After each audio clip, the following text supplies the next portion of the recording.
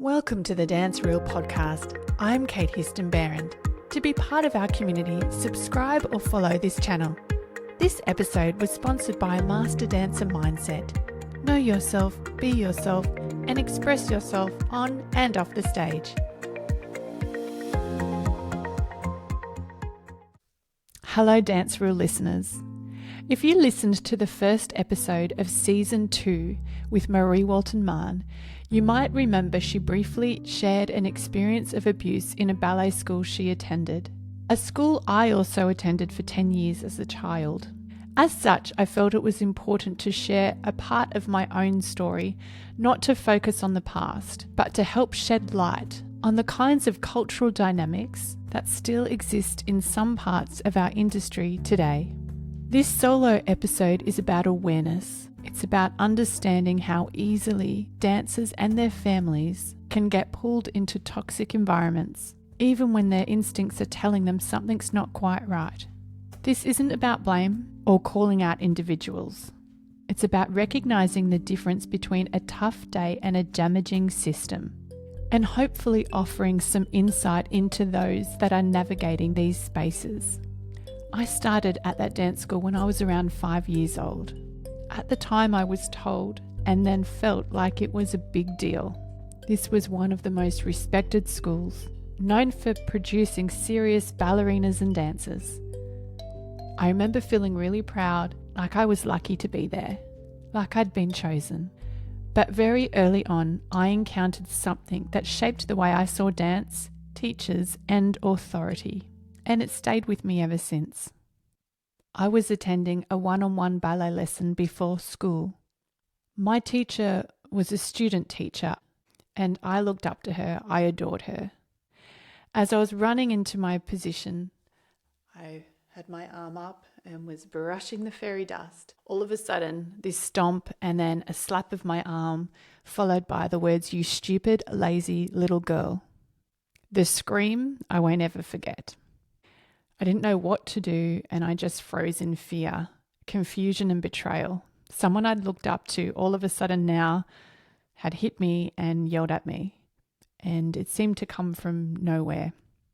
My mum then appeared in the room. She'd overheard everything, and her words, which I'll never forget, were, "Don't you dare speak to my daughter like that." The teacher didn't feel embarrassed or ashamed, funnily enough, but rather bit back, and Mum held my hand and walked me out of there. Along the driveway to the car, she said to me, "You don't ever have to go back there again." And I felt comforted with that thought. The next thing that happened was my mum had rung the school, and instead of being listened to and heard, she was shamed. She was told, how dare she interfere with the lesson? And then that teacher's mother rang my mother, and it was a pile-on. How dare you interfere with my daughter teaching your daughter? No apology, just shame and blame. The owner convinced my mum I must return because I'm very special, I'm very gifted, and it was all my mother's fault for interfering in the class. My mother then, questioning herself, maybe thinking she'd gotten it wrong, maybe it wasn't so bad, talked to me and convinced me that I am talented, I am special, and if I return, I'll be given a new teacher for my private lessons. I didn't want to go back, but reluctantly agreed and was given a new teacher. Regardless, the culture of that school was set, and I spent the next 10 years there without telling my mother all the things that went on. Not everything was bad. I also had fun at that dance school. I made some friends. I had moments of laughter. But the culture of the school never changed. I became accustomed to it. We all became accustomed to it. It was normalized. What this experience taught me is how easy it is for toxic cultures to protect themselves, and how often silence is enforced, not just through fear, but through shame, status, and subtle manipulation. I was a child. My mum did what any parent would do. She heard something wasn't right, and she acted. But instead of being supported and listened to, she was shamed and pressured, and then I was pressured. This is how cult-like systems operate in the dance industry. They don't just create fear, they create doubt. They twist our instincts. They sell the idea that abuse is part of greatness, or that questioning authority makes you the problem. And when you're young, or even when you're a parent, they can make you believe that walking away means giving up on a dream. Now, I want to be really clear about something. Not all teachers are toxic. Teachers are human. We all have bad days.